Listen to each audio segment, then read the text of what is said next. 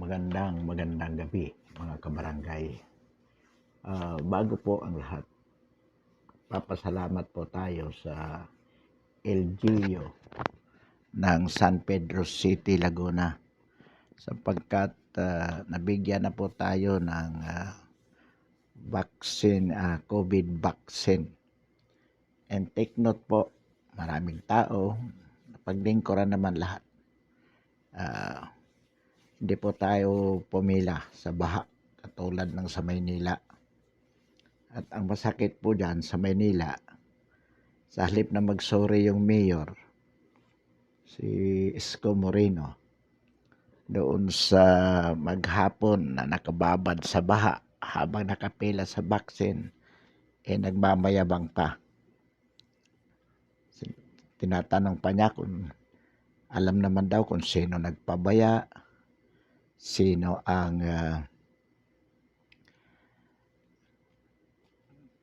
ngaw-ngaw ng ngaw-ngaw, kung sino ang hindi gumaganap sa kanyang ng tama sa kanyang tungkulin. Well, ganyan po kahambog si Isko Moreno. Sana po hindi tularan. At sa tingin po naman natin walang tutulad sa kanya. Anyway, isa pong balita ang ating narinig. At ito po ay ang sabi ni Ka-Eric. Ito pong Ka-Eric na ito. Ito po yung dating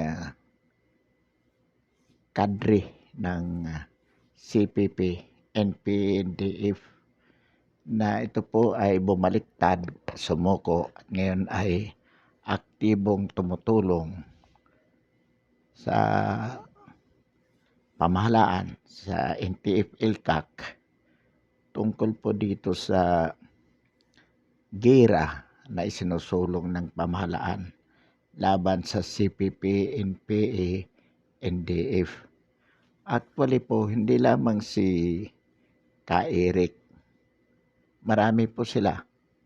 At alam po natin, mayroon silang organisasyon, yung sambayanan.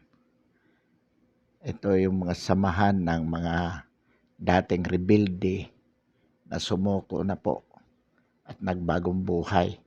At sila ngayon ay aktibong tumutulong sa pamahalaan upang wakasan ang kilosang komunista sa ating bansa. Sapagkat itong pong komunista, itong CPP, NP, NDF, ito po ay dineklara na ng pamahalaan bilang mga terorista. So, bilang mga terorista po, ito ay itinuturing natin kaaway ng Estado. Kaaway po ng Estado. At bakit nga ba ito lumakas? Sapagkat po, after martial law, during martial law, ito po ay humina sapagkat nahuli ang mga leader, si Jose Maria Sison, kinulong po yan, sila Dante Buscaino, yung founder ng NPA. May mga balita po tayo na ang talagang founder ng NPA, kasama po dyan si Ninoy Aquino, nung numero 1 kalaban ni Marcos. Kung babalikan po natin ang kasaysayan, dalawang rason ang ibinigay ni Pangulong Marcos kung bakit niya iprinoklama ang martial law noong 1972, September 21, 1972.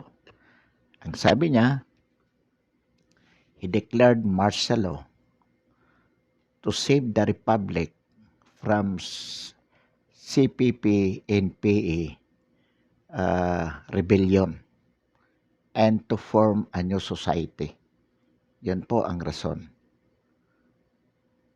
Iprinoklama ang martial law, ngunit alam po natin na lumakas po yon, pero sa pamamagitan ng mga agitation ni Ninoy Aquino.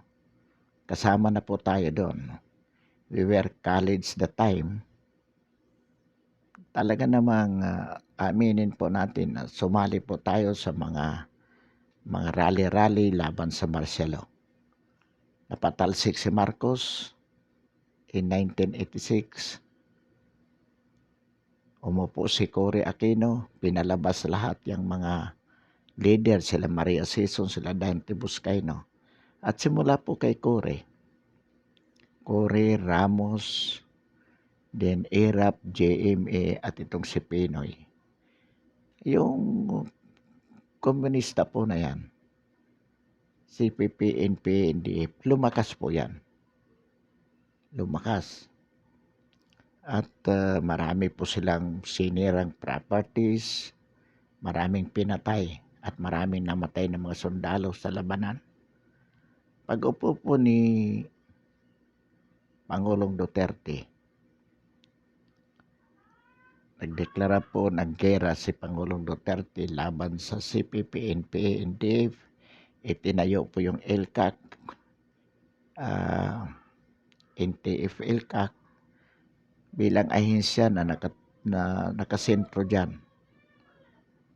So, malaki po in 5 years time, malaki po ang pinanghina ng CPP, NPA, NDF. Kung sabihin na natin, kung 70% ang power na nawala sa kanila sa pamumuno ni Pangulong Duterte, mayroon po. So, ibig sabihin, ang remnants na lang as to number and power, mga 30% na lang po. Ngayon, at marami pong sumuko. Sapagat ang approach po ng NTF-LCAC, pasukuin yung gustong sumuko, tulungan, bigyan ng livelihood, at yung ayaw sumuko, dili. So, gera. Napapatay po. Ito sila Ka-Eric, Kaamihan, Kasin, marami po yan. Ay talaga namang mga leader po ito. Galing sa universidad. Noong mga kapanahonan ng bata pa sila at na-recruit po ito. They had stayed for about 20 years with the CPP, NPA, NDF. Not only as an ordinary members, they were leaders. Kaya alam na alam po nila. Ngayon, ano po itong balita na sinasabi natin? Ayon kay Ka-Eric, nakikipag-usap si Robredo, si Pacquiao, si Isko Moreno to form an alliance with the CPP, NPA, NDF for this 2022 election. Kasama siyempre po dyan yung Gabriela, yung mga makabayang black party list. Ngayon, ang tanong po dito, posible ba? Hindi ba ito ay red tagging? Well, una po, katulad ng sinasabi natin, as to source. Sino po ang source? Si Ka-Eric. At siya po ang nag-rebel nito na mayroong ang binubuong alyansa, si Pacquiao, si Moreno, si Robredo, with the CPP, NPA, NDF. So, ang tanong po, credible ba na source si Ka-Eric? Yun nga po sinasabi natin. Ka-Eric had been for 20 years with the CPP, NPA, NDF, not only as member but a leader as well, together with his groups to sila Kasin. kaamihan. Mga leader po ito. Sila po nangungumpanya sa Gabriela, sa Kabataan Party List with Ilago. Yung Bayan Muna, yung ACT9, yung ACT, Alliance of Concerned Teachers. So ang tinong po, credible, yes. Sapagkat kahit na wala na sila sa bundok ngayon, malalaman pa ba nila itong mga sinasabing alliances? Well, definitely. Sapagkat marami pa po silang kontak sa loob na gustong sumuko, tinutulungan nila at nagbibigay ng info sa kanila. So, very, very credible po itong source. Sapagkat alam niya ang sinasabi niya. At kung mapapanood nyo naman siya sa YouTube, pakinggan nyo po siya kung anong sinasabi niya direct from his mouth. So, sinasabi po natin dito, as to source, credible po. Ngayon, usapan naman natin kay Robredo for instance. Will it be possible for Robredo to enter a conspiracy with the CPP and PNDF? Well, I would say yes. Bakit po? Ano yung obserbasyon natin as to Leni Robredo? Si Leni Robredo po, matagal na niyang sinasabi, direct from her mouth, na willing siyang mag-give way to anyone who can oppose the administration bid. So, kung sa tingin niya si Pacquiao, pwede talaga siyang, she's willing. Kasi, sinasabi mo, matagal na naman to. May opsyon naman siya, kung mandidatong gobernador sa Kamsur, sa Camarines Sur. So, at mukhang inaamin personally, without saying it directly, mukhang pinanghinaan ng loob si Leni Robredo. Nakita niya yung takbo with her experience as Vice President. Sabi nga niya, kung kakandidato si Pangulong Duterte as Vice President, sana hindi niya maranasan yung dinanas niya. In other words, Leni Robredo, without admitting it directly, within herself, she knows that hindi niya kaya ang maging Pangulo. Hindi niya kakayanin ang maging Pangulo. So, kumbaga, willing siyang mag-give up. Ang interest lang ni Leni Robredo, matalo ang sino man na i-endorse ni Duterte. Yun lang ang interest na. So, she can give way to Manny Pacquiao. By all means, gagawin niya, matalo lang ang manok ni Pangulong Duterte, to the extent that she is even willing to give way to somebody else, for instance to Pacquiao. At kung titingnan po natin, ang partido ni Leni Robredo is Liberal Party. Ito pong kay Ninoy, itong mga dilawan. At itong mga dilawans na to, ang ninong ng CPP, NPA, NDF. Alam po natin na si Leni Robredo, kumbaga, is being dominated by her party, the Liberal Party.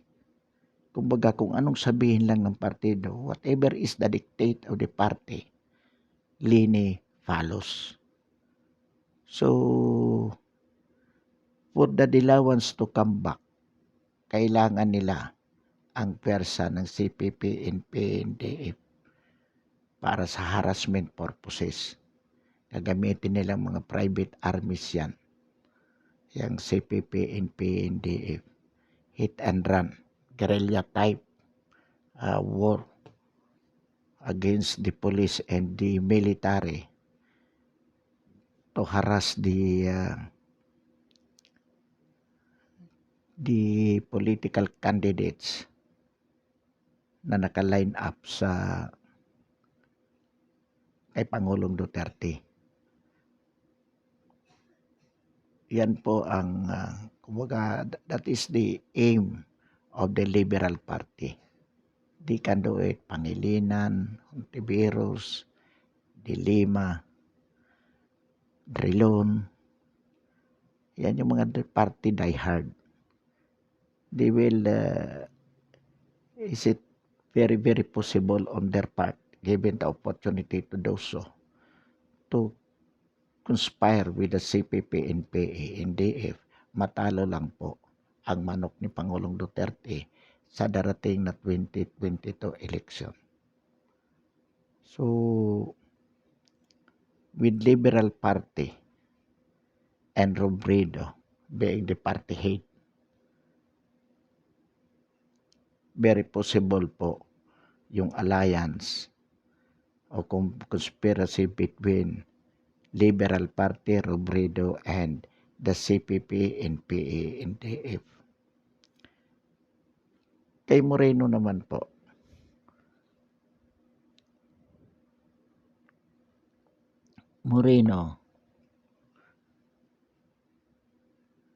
si Isko Moreno, there are a lot of evidences even before, circumstantial evidences na yan, na nagpapatunay na si Isko ay talagang godfather ni Isko in terms of affiliation, si Jose Maria Sison.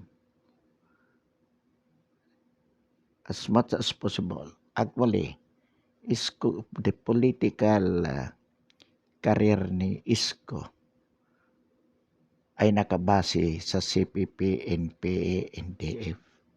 Iyon ang political base ni Isko Moreno. Kaya naman very protective siya sa mga ito. Bakit po nasabi natin na ang political base? Ang nagpanalo kay Isko dyan, yung mga makakaliwa, Gabriela, Karapatan, Bayan Muna, lahat ng mga iyan, yun ang political base niya. Solid yan kay Isko kasi manok nila si Isko Moreno. At yan naman ay napatunayan ng maraming basis sa maraming mga ebidensya laban kay Isko Moreno. So no doubt that Isko Moreno is affiliated with CPP, NP, NDF. At itong CPP, NP, NDF ay gagawin ang lahat. Iangat lang, maprotektahan at maiangat ang interes ni Isko Moreno. Bringing him to the national leadership, either as president or vice president. Ang mahalaga, maangat nila ang posisyon ni Isko sapagkat ito bata pa at ito ang inaasahan nila na magiging malaking leader. Kumbaga, ito ang parang papalit kay Ninoy. Kung gaano si Ninoy, kung anong ginawa ni Ninoy sa komunista, sa NPA, nung kapanahunan niya, ito din ang gagawin ni Isko sa modernong panahon kapag si Isko ay naging pangulo o naging vice president. So, gagawin lahat ng CPP, NP, NDF, maiangat lang si Isko. Kaya wala pong duda ang ugnayan ni Isko Moreno at ng CPP, NPA, NDF. Si ano po, paano naman masasali si Pacquiao? Alam na alam po natin ngayon na may mga binubuong political alliances. May nagsusulong ngayon ng Pacquiao-Moreno tandem. Pacquiao-Moreno tandem. Bakit si Isko sasama kay Pacquiao? Si Isko walang pera. Walang pera si Isko. Hindi niya kaya yung national campaign. National campaign. Si Pacquiao mapera. So, kung gagastusan ni Pacquiao, kung kukunin siya as Vice President, kakagatin ni Isko. Maliban na lang kung alam niyang hindi siya mananalo. Pero susugal yan. Susugal yan. Kung talagang kukunin siya ni Pacquiao, susugal yan as Vice President. Hindi naman pwedeng siyang presidente si Pacquiao ang Vice President. Hindi rin papayag si Pacquiao. Una, siya ang may pera, si Pacquiao. Pangalawa, senador na si Pacquiao, mayor lang si Isko. At saka si Pacquiao, do or die sa laban niya sa pagka-presidente, tatayaan niya. So, kahit sinong makakatulong sa kanya, kakagatin niya.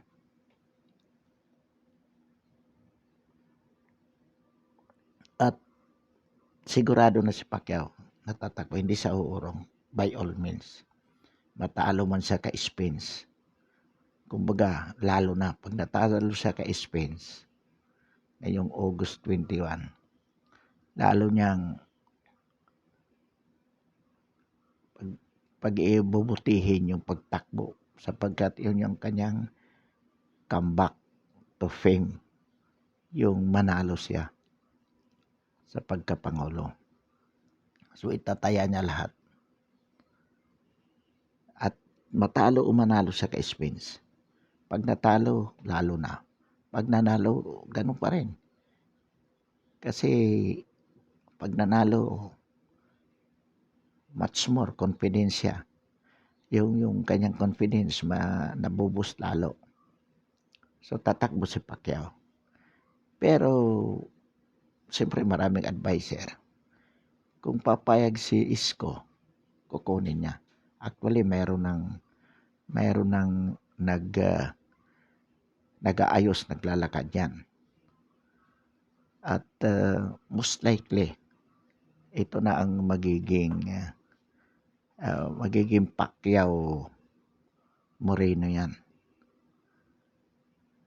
So kung magtatandem yung dalawa, alam ni Pacquiao yung conspiracy na yan with the CPP, NPA, NDF, among Leni Robredo, among Isko Moreno, and among himself. Ang ipangangako ni Pacquiao sa CPP, NPA, NDF, ako bahala sa basta may pera tayo. Gawin nyo ang lahat para manalo. Ako bilang Pangulo at si Isko bilang Vice President. At kasama na rin yung aming mga senador hanggat maaari. So, in other words, it is highly probable na talagang may katotohanan ang sinasabi ni Ka Eric. Kahit saang anggulo mo, tingnan yan. Ang CPP, NP, NDF, they have also their reason to defeat Duterte ticket by all means. So, they had to they must enter into an alliances with political parties na alam nilang winnable. And they will do everything also to ensure na mananalo yung kanilang manok. So, expected natin na itong 2022 election, magiging madugo to. Kumbaga, this will be associated with bloody battles between the police, the military, and the CPP, NPA, NDF. Kaya mas lalo nating inirekomenda at this point in time na ideklara ng ating Pangulo ang revolutionary government. Kung kailangan hindi ituloy ang presidential election by 2022, pwede pong pigilin kung kaya by proclaiming a revolutionary government, sapagkat ang purpose para maiwasan ang madugong halalan, at secondly para maitulak yung mga reforma under the military junta government with President Duterte as the chairman and vice chairman si Sara Duterte. Ito yan po ay yung pagiging vice chairman naman ni Sara, preparation yon na for whatever, for health reason for instance, nag-exit si Pangulong Duterte sapagkat alam naman natin sakitin na rin. It might not take him too long to retire. So si Sara ang nakaupo para na rin siya ang Pangulo. So yan po yung ating isinusulong. Sapagkat ang sabi nga natin, it is highly probable na yung sinasabi ni Ka-Eric na alliances between Robredo o among Robredo, Pacquiao, Moreno, itong Makabayan Black and the CPP and PNDF ay talagang is highly probable po. Kaya hindi pwedeng baliwalain din ito ng administrasyon. The administration through the NTF-ELCAC should look into it closely and monitor. At kung makikita talaga na mayroong kumbaga very eminent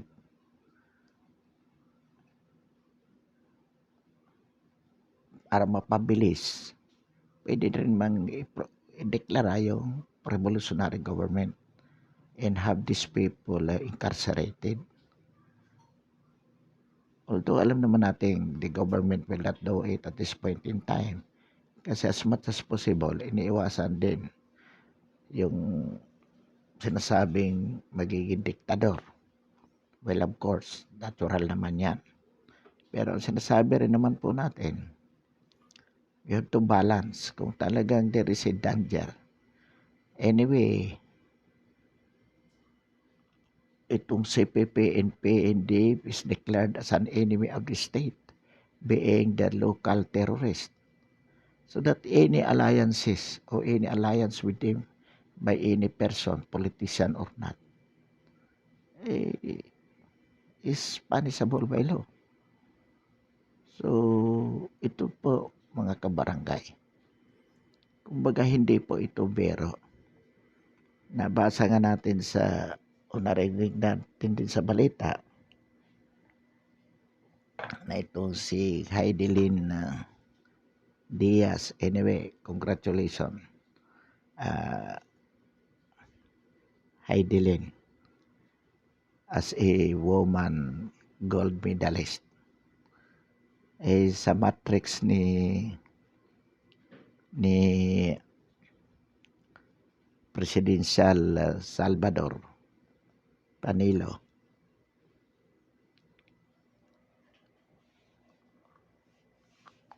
nasama nga itong si Heidelin doon sa mga Oust Duterte movement.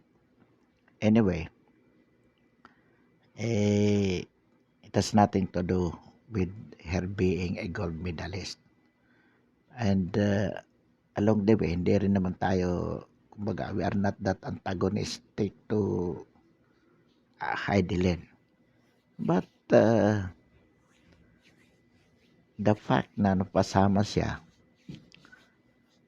Air Force yata ito, Air Force element. Ito si Heidelin. So, dapat i-review din ito. I-review. Kasi kung hindi rin maganda kung sakali.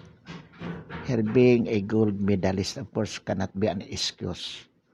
On that point in time, kasi dinideny din naman. Well, hindi naman tayo, we are not hard believer na talagang ano nang ito.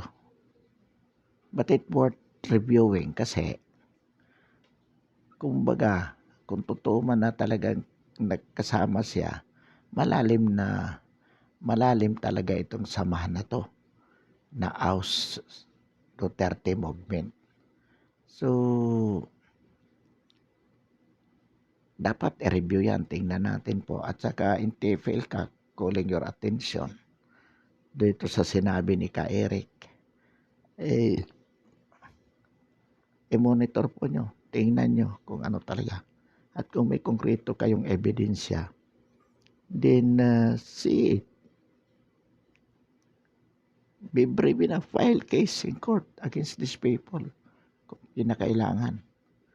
Kasi hindi pwedeng panoorin lang natin ito kung totoong may ginagawa sila. Anyway, for the time being,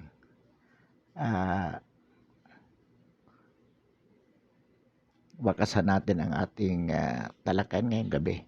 Pero muli ang ating pasasalamat sa LGU ng San Pedro City, Laguna for administering upon all the senior. And take note, ang naibigay ay yung 1 dose lang, yung isahang bakuna lang, hindi yung may second dose pa. At ang nakita natin kanina, parang mga senior lang. It was intended for the seniors. So maganda po. And we congratulate the city mayor,